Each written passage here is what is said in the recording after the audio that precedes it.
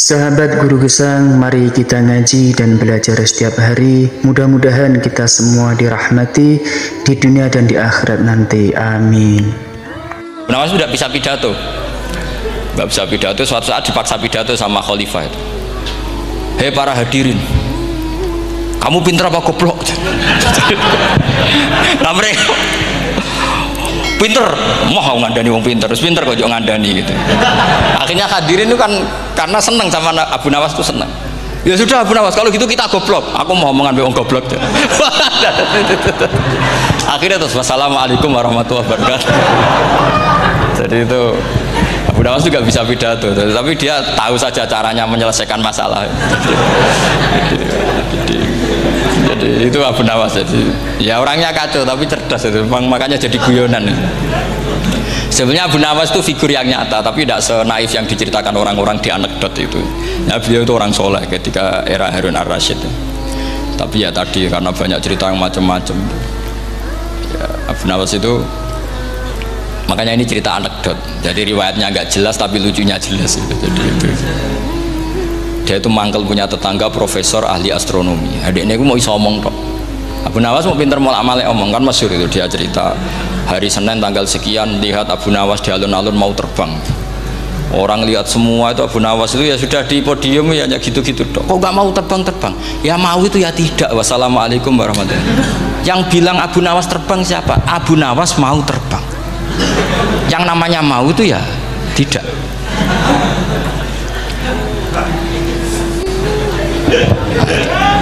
Pernah dia itu lomba sama Harun ar-Rasyid, siapa paling banyak pengunjung rumahnya di alun-alun. Harun ar-Rasyid bikin khemah, dia bikin khemah.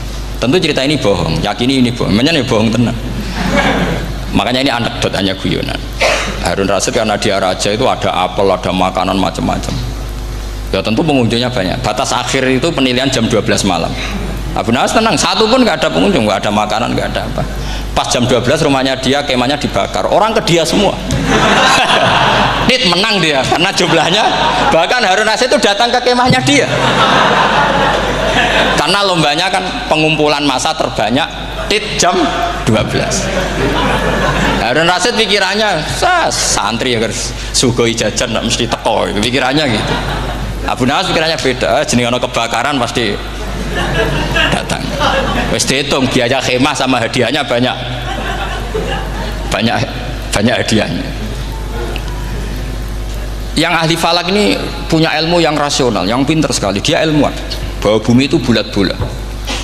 Nah saya lagi tren meyakini bumi flat nih, ya kacau nih. Mau gara-gara penjelasan sing sepihak. Nih gua nganggur. Lah wong ilmuwan kok sentimennya perkara wedi duit. Nggak boleh ilmuwan menyebut sentimen apa? Uang. Akhirnya bumi itu bulat-bulat. Jadi kalau Anda jalan ke timur terus nanti ke titik yang sama. Abu Nawas ora paham karena dia memang nggak ahli sains gitu. Suatu saat si profesor ini kemalingan, malingnya melayu ngetan. Terus minta tolong sama Abu Nawas, kejarlah maling itu. Kemana? Ke timur. Dia ngejar ke barat. Ditanya sama profesor, saya udah bilang larinya maling itu ke timur, kau kejar ke barat, nanti ketemu di titik yang sama. Jadi, akhirnya profesornya ngerti, oh ngenyek tuh ya, kira itu. Jadi nah khawatir saya nanti kalau santri-santri tidak pinter ilmu terus pilihannya ilmu kayak Abu Nawas, jalan pintas tadi. Karena belajar falak jelimet, belajar faraid apa jelimet, ada aul, ada roh, terus semua ada masalah yang ruwet-ruwet, terus akhirnya mau olah bicara. Nah, ini musibah, inna lillahi wa inna ilaihi raji'un. Itu tidak boleh. Quran tidak mengajarkan itu. Quran tetap mengajarkan ilmu meskipun ada nilai seninya. Ya tadi nilai seni tadi, misalnya Allah mencontohkan darabawu masalah rajulan fihi syuraka.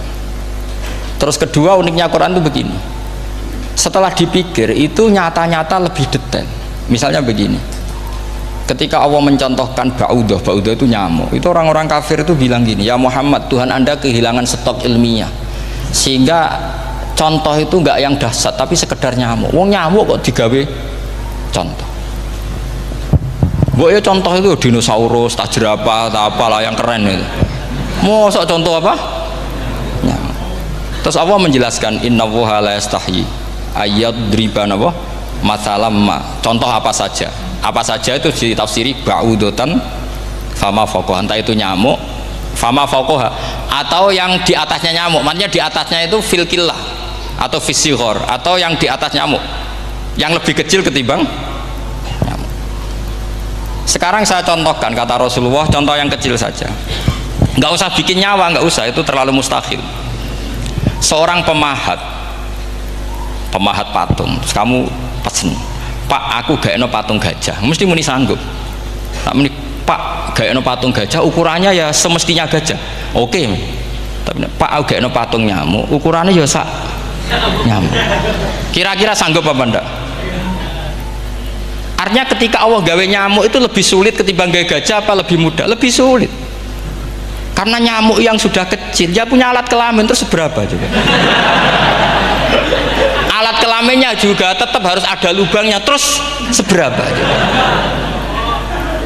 Temen saya malah ada yang cangkem elek bilang gini, lalu ya punya kumannya seberapa? Nah ini pentingnya ngaji akal. Kamu jangan hanya bilang, wow dinosaurus, jerapah, seru nyamuk. Nah karena orang sudah ada itibar dengan nyamuk, didatangkanlah nyamuk banyak. Sebenarnya nyamuk banyak itu mergo mangkel, gak diperhatikan itu. Terus. Nah ini saya tahadus binemat, istri saya itu sering protes. Istri saya kalau manggil saya Gus karena orang Jawa Timur itu sama-sama jagongan itu, saya itu tidak pati sering digigit, namun ya digigit tidak sesering sampean, itu jelas ini. Terus saya tanya, Gus punya doa apa, kenapa tidak pati begitu digigit nyamuk? Saya bilang, karena saya sudah tahu hikmahnya nyamuk, jadi harusnya dia sudah tidak nyerang saya, kata saya itu. Makanya ini ijazah, agak mandi salah sampean gitu. Karena tadi logika yang terbangun gitu. Kalau Allah bikin gajah, melubangi belalai gajah itu masih masuk akal. Bahkan saat kita bikin patung masih bisa. Tapi kata tadi nyamuk itu sudah kecil, harus punya usus, harus punya alat kelamin, harus punya telur. Telurnya juga detail lagi. Nah, ini disebut innallaha la yastahyi ayyadriba mathalam ma ba'udah. Sehingga ba'udah di mata ahli tafsir, di mata ulama ini contoh yang luar biasa. Tapi di mata orang-orang yang nggak seneng mikir, kok terima nyamuk itu. Makanya saya minta kangkang di sini bisa makan itu harus syukur. Makan itu luar biasa. Saya itu sering nyontohkan di Jogja ini. Saya punya temen sakit, kalau nggak ada obat dari Belanda itu mati. Kalau ini nggak dapat obat bagus dari Belanda atau dari Jerman itu meninggal. Berapa bulan lagi matinya? 3 bulan. Kalau nggak sampai dapat obat mati 3 bulan. Oh masih mandi obat yang di Jogja, apa itu makan atau minum? Kalau orang nggak minum nggak sampai 3 bulan sudah mati. Boy orang itu mikir seperti itu. Tapi kita ini kalau obat dari Jerman, dari Belanda itu hebat. Kalau enggak kita mati sebulan lagi, 3 bulan lagi. Allah bikin obat pada kita tiap hari, yaitu kita bisa makan, bisa minum. Itu kalau sekali nggak makan 5 hari bisa mati sama. Tapi kita karena ngakan itu hal yang biasa, nak duit iso utang, terus dianggap biasa. Ini kalau ulama masalah besar. Punya otak seburuk itu masalah besar bagi ulama. Sehingga Allah tidak malu ketika ngendikan kulu wasrobu, tidak malu karena makan ini urgen, sangat penting.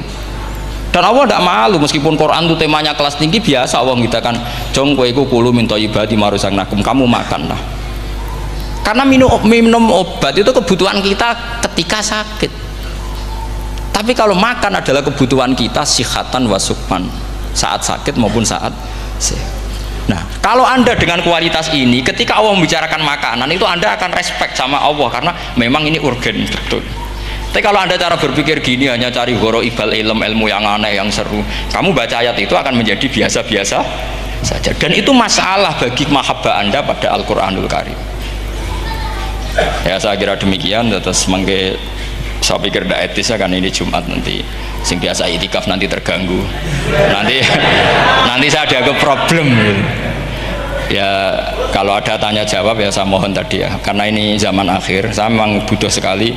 Kenapa saya mau datang? Satu, hormat Kiai Hanan.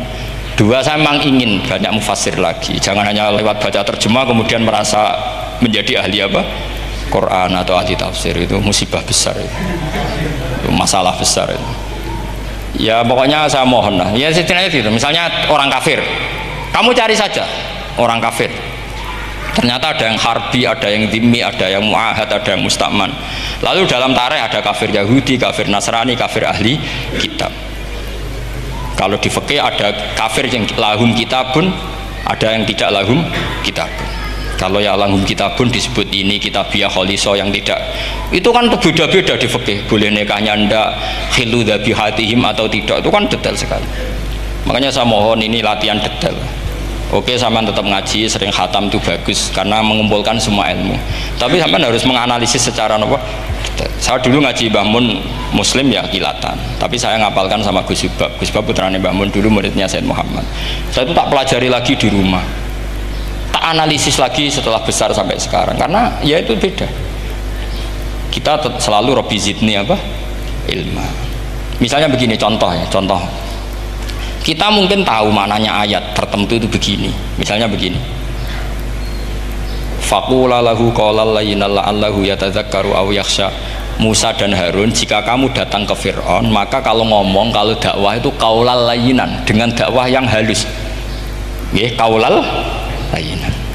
Ini bagi yang ekstremis harus baca dialek ini. Ini kisah nyata yang diceritakan Habib Zain bin Semit ketika ngarang Al-Manhajus Sawi. Juga diulang-ulang di beberapa kitab. Suatu saat ada ustadz corong Jawa Kemelinti datang ke Harun Ar-Rasyid. Harun Ar-Rasyid ini Banil Abbas, termasuk zuriyahnya Abdullah bin Abbas. Karena Harun Ar-Rasyid sebagai khalifah tentu salahnya banyak ya. Namanya pejabat pasti salahnya banyak, meskipun kebaikannya juga banyak, tapi salahnya juga banyak. Kalau kita kan tidak pejabat, salahnya tidak banyak, tapi prestasinya juga tidak banyak.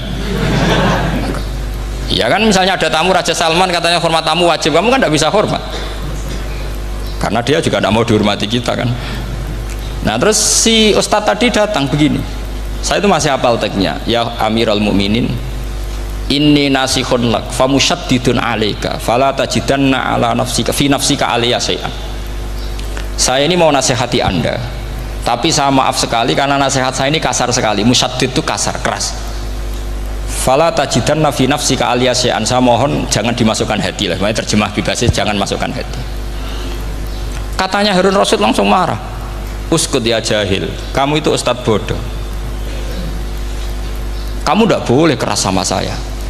Dia masih bantah, saya keras sama Anda karena Anda salahnya banyak. Terus apa kata Harun Ar-Rasyid? Inna wa ta'ala qad arsala man huwa khairum minka ila man huwa syarrum minni wa ma'adzalika qala ta'ala faqula lahu qaulal layyinan. Allah mengutus orang yang jelas lebih baik ketimbang kamu, yaitu Musa dan Harun. Musa dengan ustadz ini baik mana? Tidak, sama jawab saja. Baik Nabi Musa kan? Ilaman huwa syarrun minni. Fir'aun dengan Harun Ar-Rasyid buruk mana? Buruk Fir'aun. Itu saja masih dengan etika faqula lahu qaulal layyinan. Musa dan Harun kamu harus sopan. Dakwai Fir'aun wajib sopan, dakwai aku ora sopan. Nah, ini sudah iktibar dari terjemah netral atau terjemah yang datar bahwa Allah ngutus Musa dan Harun ke Fir'aun dan Musa dan Harun diharuskan qaulal layyinan. Tapi menjadi energi mafhum yang luar biasa. Nak dakwai Fir'aun wae qaulan layyinan, apa maneh dakwai padha-padha mukmin.